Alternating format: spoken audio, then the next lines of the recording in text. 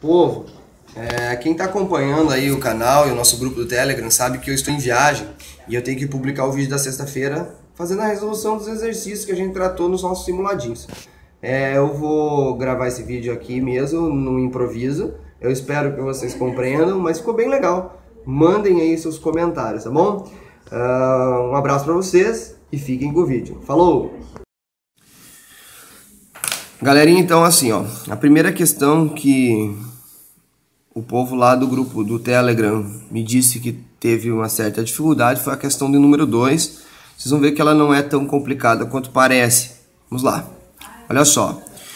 O importante princípio da biologia relacionado à transmissão de caracteres e à embriogênese humana foi quebrado com a descoberta do microquimerismo fetal. Então aqui nós temos o primeiro conceito-chave importante para a questão.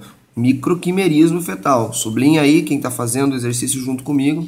Anota, por favor, algumas coisas importantes. O que seria esse microquimerismo? A questão do Enem vai explicar o que é. É difícil a gente ter uma questão elaborada pela banca de estruturação do Enem que vão trazer um conceito complexo ou uma novidade dentro da biologia e simplesmente largar ela e você que se vire para saber o que é isso. Não é característica isso do Enem. Então ele vai explicar o que é o microquimerismo fetal e eu vou fazer uns apontamentos com vocês. Olha só. Microquimerismo é o nome dado ao fenômeno biológico referente a uma pequena população de células ou DNA presente em um indivíduo, mas derivada de um organismo geneticamente distinto. O que ele está querendo dizer? Dentro de um organismo, pode ser o seu, pode ser o meu ou qualquer outro organismo, às vezes nós temos material genético ou células que são derivadas de outros organismos. No caso, ele tem uma relação com feto. Eu acho que é legal você grifar aqui, ó, que esse microquimerismo é fetal, ou seja, você vai ter células do feto dentro do corpo de uma pessoa. Puxa uma flecha aí e anota, por favor. Aí, continuando. Investigando-se a presença do cromossomo Y, foi revelado que diversos tecidos de mulheres continham células masculinas. Olha só, corpo de mulher tinha células masculinas lá dentro. Beleza. A análise do histórico médico revelou uma correlação extremamente curiosa. Apenas as mulheres que antes tiveram filhos homens apresentaram microquimerismo masculino. Essa correlação levou à interpretação de que existe uma troca natural entre células do feto e maternas durante a gravidez. Então, ó, o nosso microquimerismo é fetal, pode ser até viral, a gente tem esse tipo de situação. E a gente contempla, por exemplo, o DNA viral dentro das nossas células. Isso existe. Mas ele está falando a respeito de feto. O fato de uma pessoa, no caso uma mulher, ter células com cromossomo Y, ou seja, células masculinas dentro dos seus tecidos. E isso só foi possível encontrar em mulheres que tiveram meninos, ok? Então é legal que você anote aí, ó, ocorre somente com mulheres que tiveram meninos. Continuando. O princípio contestado com essa descoberta, relacionado ao desenvolvimento do corpo humano, é de que, gente, ele está perguntando assim, ó, com base nessas evidências, do você ter um corpo com células de outro corpo junto, uma pequena quantidade, quebra qual conceito que a gente tem da biologia? Vamos lá. Letra A. O fenótipo das nossas células pode mudar por influência do meio ambiente. Pergunto para vocês, o microquimerismo fetal, ele está falando de fenótipo e está falando de mudanças desse fenótipo em função do ambiente? Claro que não. Então essa, bem explicitamente, não é a nossa resposta. Letra B. A dominância genética determina a expressão de alguns genes. A dominância genética determina a expressão de alguns genes? Sim. Mas é isso que ele está falando ali no enunciado. O microquimerismo trata dessa questão de dominância ou recessividade, azão e azinho? Claro que não. Então, tchau. C. As mutações genéticas introduzem variabilidade no genoma. Isso é uma afirmativa verdadeira? Claro, mas não tem nada a ver com o microquimerismo. A gente não está falando de mutação, a gente está falando de mulheres que durante a gestação recebem células dos seus filhos via placenta. E essas células caem na corrente sanguínea e se instalam em algum tecido e ficam lá. Então, nada a ver. Vamos para a letra D. Mitocôndrias e o seu DNA provém do gameta materno. Isso é verdade, professor? É, mas não tem absolutamente nada a ver com o nosso enunciado. Só resta então a letra E, que vai dizer o seguinte, ó, as nossas células corporais provêm de um único zigoto. Esse é o conceito que foi quebrado. Como assim, professor? A princípio, a gente achava que todas as células do corpo do indivíduo provêm da célula chamada de zigoto, que é a célula formada após fecundação. Para quem não recorda, o zigoto é o primeiro estágio embrionário. E aí, prof? E aí que a gente hoje sabe que algumas células do nosso corpo não vêm do zigoto, e sim de outros seres. Esse foi o conceito quebrado. Essa é a nossa resposta. O restante, claro, não tem nada a ver. Beleza? Então, fechou. A segunda questão que a gente vai tratar é a questão de número 8, então vamos entendê-la, olha só. Hemácias de um animal foram colocadas em meio de cultura em vários frascos com diferentes concentrações das substâncias A e B. Então eles pegaram glóbulos vermelhos, hemácias, né, de um animal. Lembre que células animais elas não têm parede celular, então isso vai dar algumas características importantes para a questão em si. Tá? E aí a gente disse o seguinte, ó, que essas substâncias A e B elas foram marcadas com isótopos de hidrogênio. Tá?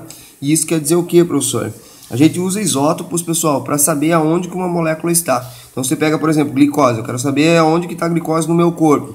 Você vai se utilizar de glicose com carbono em isótopos que eu conheça, que eu consiga mapear. É mais ou menos como se eu colocasse assim uma etiqueta ou um chip numa molécula, e aí a partir daquele chip, entre aspas, claro, a gente consegue dizer, olha, tá lá na tireoide, ou tá lá no pulmão, ou tá lá no fígado, enfim. Vocês entenderam, né? Olha só. Dessa forma, os pesquisadores puderam acompanhar a entrada dessas substâncias nas hemácias, como mostra o gráfico apresentado a seguir. Então você tem aqui, ó, a entrada de substâncias na hemácia. O que você tem que recordar antes da gente analisar o gráfico?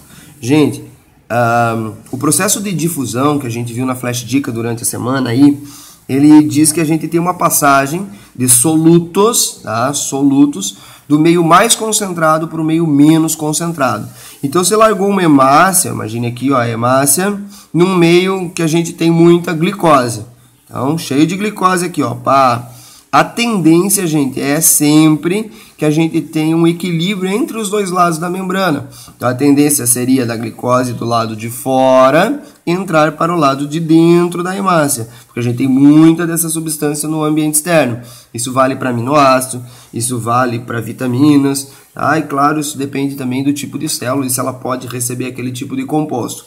Mas, por exemplo, se eu tivesse aqui, ó, uma grande quantidade de um íon sódio, por exemplo. Esse íon sódio, em grande quantidade aqui do lado de fora, ele tem uma tendência a entrar na célula para equilibrar os dois lados, beleza?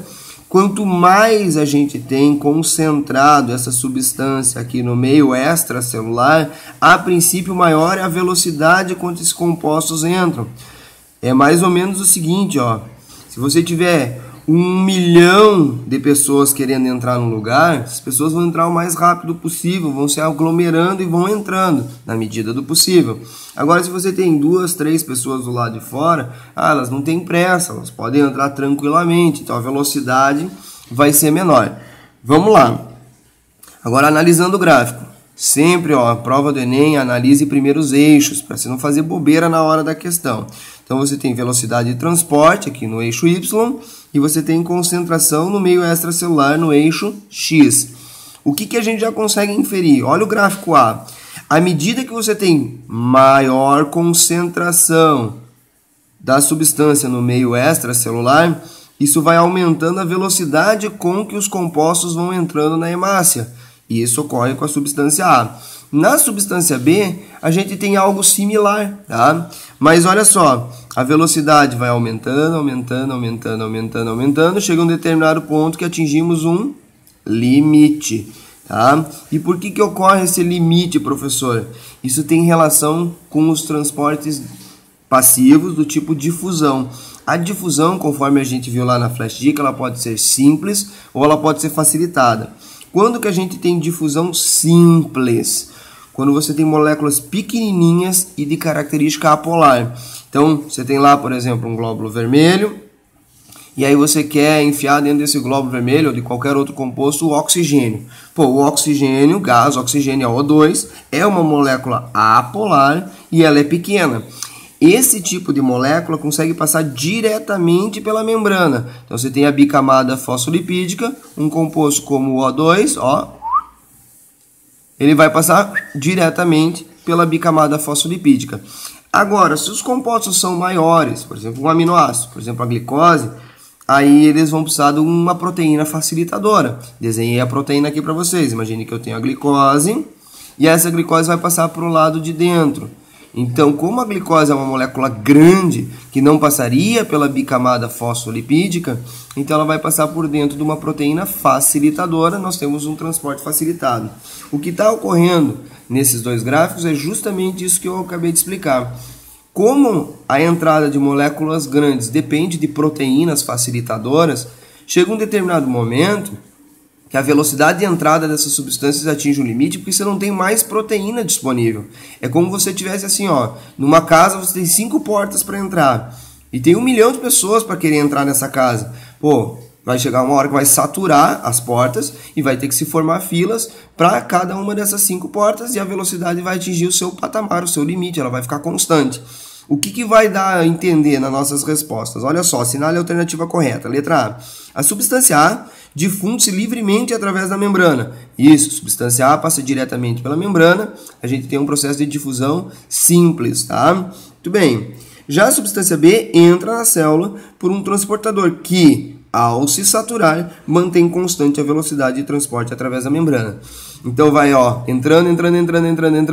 Quando essas proteínas facilitadoras estão todas cheias na célula inteira, aí a velocidade de entrada se torna constante. Isso é um processo de difusão facilitada. Beleza? Espero que vocês tenham entendido. As outras saem todas fora da nossa questão central de transporte. Resposta letra A.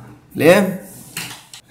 A nossa próxima questão, e essa acho que bastante gente acabou errando, pelo menos pelo que me falaram, vocês vão ver que ela não é tão complicada também, ela tem bem cara de Enem, inclusive, e vamos lá, ela fala um pouquinho sobre bactérias, né, assunto que a gente tratou na aula da segunda-feira. Os primeiros organismos a habitar a Terra foram os procariontes. Para quem não lembra, né, procariontes é aqueles caras ainda que são desprovidos de uma cariotecla, não tem membrana nuclear, beleza? Que viveram há 3,5 bilhões de anos. Durante toda a sua longa história evolutiva, as populações procarióticas foram, e continuam a ser, sujeitas à seleção natural em todos os tipos de ambiente. Bem legal esse enunciado, mas assim, para quem manja um pouquinho de biologia sabe que qualquer ser vivo está sujeito à seleção natural. Até o ser humano, professor? Claro, até o ser humano, né? Continuando. Resultando em uma enorme diversidade atual. Olha, gente, muita diversidade. Gente, quanto mais processos seletivos a gente tem em diferentes ambientes, mais diversidade de seres a gente tem. Por exemplo, pega lá a Amazônia. Por que lá nós temos a maior biodiversidade do mundo? Porque você tem muitos nichos para serem ocupados, você tem muita diversidade ambiental e os fatores seletivos estão toda hora, pegando e selecionando indivíduos mais aptos a diferentes tipos de ambientes. Por isso você tem tanta diversidade, isso, claro, acontece com bactérias também. A partir dos conhecimentos a respeito do reino, que reino, professor? O reino das bactérias, o reino Monera. Beleza. A partir dos conhecimentos a respeito do reino, que possui organismos com essa organização procariótica, é possível afirmar que, vamos para a letra A, ó, seus representantes vivem exclusivamente isolados e em meios específicos. Para quem sabe que um procarionte é uma bactéria, você não pode marcar a letra A, por favor. Olha, está dizendo que os seres vivem exclusivamente isolados. Bactérias vivem isoladas? Não, bactérias podem formar colônias de bactérias em meios específicos. Gente, bactéria a gente tem por tudo. A gente tem mais bactéria que qualquer outra coisa no nosso planeta. Então, claro que a letra A está errada. Beleza? Vamos para a próxima, letra B. Essas bactérias, é possível afirmar que elas são dotadas de uma grande diversidade metabólica e seus representantes são unicelulares. Acho que aqui nós começamos a pensar em coisas importantes. Primeiro, bactérias, seres do reino Monera, cianobactérias, enfim, são seres unicelulares? Claro, tá? São seres unicelulares. São dotados de grande diversidade metabólica. O que é metabolismo? Metabolismo são as reações químicas que um ser vai fazer para viver. Basicamente, o nosso metabolismo ele vai estar preocupado em produzir energia e com essa energia a gente construir nossas proteínas e o corpo começa a funcionar. Quando a gente fala que seres podem ter diversidade metabólicas, normalmente ele está associando a questão do metabolismo basal. Como é que esse ser basicamente vai fazer para viver? Quais são os tipos de metabolismo? Gente, vamos lá. Bactérias são seres autótrofos ou seres heterótrofos? Responde aí. Eu nem sei o que é isso. Autótrofo é o cara que produz seu próprio alimento. Heterótrofo é aquele que precisa comer alguma coisa ou degradar alguma coisa para viver. As bactérias são seres que são autótrofos ou heterótrofos? Eles são as duas coisas. Como assim? Claro, gente, nós temos bactérias que fazem, por exemplo, fotossíntese e tem bactérias que são decompositoras, são seres heterótrofos. Então vamos colocar aqui, ó. Nós temos autótrofos e heterótrofos. Beleza? Os autótrofos, eles podem ser fotossintetizantes. Existem bactérias que fazem fotossíntese, que tem clorofila, inclusive, né? E tem também os quimiosintetizantes, que são aqueles que vão fazer produção de matéria orgânica, mas não a partir da luz, não com fotossíntese, a partir da energia de algumas reações químicas. Então, quimiosintetizantes são os dois tipos aqui que nós temos de seres autótrofos, fotossintetizantes e quimiosintetizantes. Os heterótrofos normalmente são seres decompositores, beleza? E aí eles vão fazer processos aeróbicos de produção de energia, são aqueles que consomem oxigênio, ou anaeróbicos, assunto da nossa flash dica de ontem. Tem seres que vão fazer produção de energia sem oxigênio. Sem oxigênio, a gente chama normalmente de processo de fermentação. Pega, por exemplo, bactérias do tipo lactobacilos. Os lactobacilos podem fazer vias fermentativas. Vão pegar a glicose, degradar em ácido pirúvico e formar ácido lático. Essa é uma via metabólica da vida do ser. Então, a gente tem seres autótrofos, tem seres heterótrofos. Dentro do autotrofismo, a gente tem fotossíntese, quimiossíntese. Dentro do heterotrofismo, tem seres que são decompositores. A gente tem seres aeróbicos, anaeróbicos. Então, a nossa resposta é letra B. Mas eu queria analisar as outras alternativas com vocês. Então, vamos mudar aqui.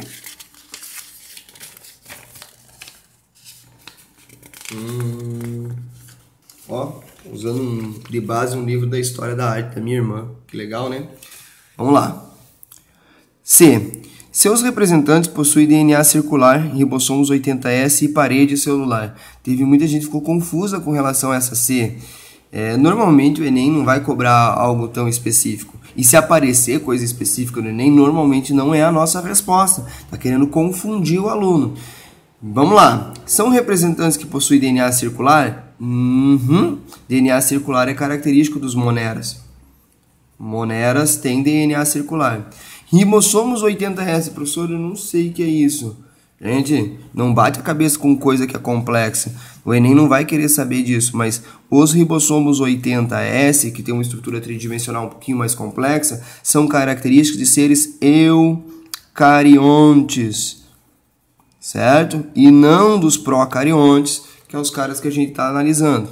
Então, tá errado por causa disso. Tem parede celular? Tem sim, se você assistiu o nosso bioaulão da segunda-feira, lembra que eu comentei, bactérias em geral têm parede celular formada por peptídeo-glicanos, então estaria certa só por essa questão. Mas o 80S acaba anulando a nossa afirmativa. D. Os organismos autótrofos desse reino são exclusivamente fotossintéticos. Não, tem os quimiosintéticos, beleza? Tá errado. Aliás, olha, cuide bastante, ó, exclusivamente, nunca, jamais. As coisas normalmente anulam a nossa questão, porque na biologia a gente sempre tem um monte de exceção. Você não pode considerar que exclusivamente um ser é assim ou assado, beleza? Letra E. A expressão do potencial biótico dos seus representantes não possui fatores limitantes. Professor, nem sei o que é potencial biótico. Isso aqui é termo lá da ecologia. Potencial biótico é o quanto, anota aí no seu caderno, é o quanto uma população pode crescer caso ela tivesse recursos infinitos, espaço infinito, temperatura propícia para o desenvolvimento, alimento infinito. Isso é o potencial biótico. Não existe isso na natureza. Não existe recurso, espaço infinito para nenhum tipo de ser. Mas a gente consegue fazer cálculos matemáticos e inferir como que seria o crescimento de uma população caso a gente tivesse uma situação assim. Então, potencial biótico seria como uma população cresce de maneira com todos os recursos disponíveis, ele está falando assim, ó, não possui fatores limitantes. Gente, todo ser possui fator limitante, tá? Tá errado isso aqui. Se pega, por exemplo, bactérias, pô, se ela tiver nutrientes, ela vai crescendo. Acabou os nutrientes, ela não se desenvolve mais. Então, a nossa resposta fica a letra B mesmo. E essa aí, vamos para a próxima. A questão 15 também trouxe um pouquinho de problemas, né? Não é uma questão complexa, vai tratar de vírus. E eu acho que vocês vão entender bem do que a gente está vendo, tá? Olha só, existem muitas controvérsias na comunidade científica a respeito do vírus, ser ou não um ser vivo. Massa, essa temática aqui é bem atual, sempre, né? E a gente hoje, inclusive, tem uma ideia de que sim, os vírus são seres vivos. Muitos biólogos já estão classificando os vírus, dando nome científico a eles, é uma coisa importante de ser tratada. Vamos lá. Muitos autores consideram que a vida se originou no RNA, pois a partir dessas moléculas são formadas novas quantidades dela mesma. A gente tem uma teoria hoje, pessoal, de origem da vida no planeta Terra a partir de um mundo de RNAs. O nosso grande paradigma, uma vez, era pensar assim, ó, peraí, quem que veio antes, o DNA ou a proteína? Você tem que entender o seguinte, ó, DNA é o material genético e a partir desse material genético a gente fabrica proteínas. Mas como que a gente fabrica proteínas? Se utilizando de outras proteínas, proteínas com característica enzimática. E aí a gente fica naquele lance, quem veio antes, o ovo ou a galinha? Quem veio antes, o DNA ou a proteína? Porque a gente precisa de proteína para formar DNA e precisa de DNA para formar proteína. Então a gente entrou num paradigma, num paradoxo, perdão, assim, meio complexo, e hoje a gente explica, provavelmente, que na verdade não surgiu nem DNA nem proteína antes, surgiu o RNA. Por quê? Porque RNA ele pode assumir característica enzimática. Inclusive, a gente tem um grupo de enzimas hoje chamado de riboenzimas. São enzimas que contêm como estrutura não a organização em aminoácidos, e sim na forma de nucleotídeos. Então, provavelmente, o RNA, que consegue armazenar informação genética e consegue assumir a função de enzimas, foi as primeiras formas, né, de possibilidade de vida que a gente achou. Agora, continuando. Em 1960, o físico alemão Manfred Eigen, ganhador de um prêmio Nobel, descobriu que era possível a replicação de RNA in vitro. O RNA, portanto, tornou-se um grande candidato à condição de supermolécula da vida primitiva, capaz de se replicar e sofrer mutações. Isso é legal, ó. Replica por quê? Porque a gente pode assumir nele função enzimática. E sofre mutações como? Porque ele é material genético. Material genético sofre mutação. Massa. Albergando genes codificadores de enzimas e outras proteínas. Massa. Essa molécula denominada RNA de Eigen é muito semelhante ao vírus, pois se encontra na fronteira entre o químico e o biológico. Então, o vírus ele não era considerado ser vivo, principalmente porque alguns autores consideravam ele mais como algo químico. Ele é um arranjo de uma cápsula proteica e material genético, mas ele não consegue fazer essa matéria, essa estrutura se replicar sozinho. Você tem que recordar que vírus são parasitas intracelulares obrigatórios. Por quê, professor? Porque embora o vírus tenha proteína na sua estrutura e tenha material genético, ele não consegue se replicar sozinho e se utiliza da maquinaria celular para fazer isso. Então ele vai parasitar uma célula e a célula acha que aquele material genético é dela e começa a multiplicar de maneira descontrolada. Por isso que ele é parasita intracelular obrigatório. Sem uma célula hospedeira ele não consegue multiplicação. Lembre que vírus são seres acelulares. Isso se a gente considerar ele sim um ser vivo. Agora vamos lá. Uma das hipóteses da origem dos vírus, denominada teoria dos elementos subcelulares, é de que o vírus seria proveniente de uma molécula de RNA. Uma outra hipótese defende que o vírus teria se originado de seres unicelulares de vida. Então, alguns acham que a partir de um RNA surgiram os vírus, outros acham que a partir de seres vivos unicelulares é que surgiram esses vírus. Vamos lá. A gente tem um enunciado bem legal, mas a questão está falando assim, ó, sobre vírus é incorreto afirmar que. Não é comum o Enem tratar de incorreto, tá? Mas essa questão é muito interessante, então eu trouxe para vocês. Olha a letra A, é incorreto, tá? Sua capacidade de replicação dos vírus difere-os de outros agentes, tais como toxinas bacterianas. Toxina bacteriana não consegue se multiplicar, vírus consegue. Então, os vírus podem ser considerados, embora sejam estruturalmente substâncias químicas, eles conseguem se replicar? Sim. Isso é diferente de toxinas bacterianas? Sim.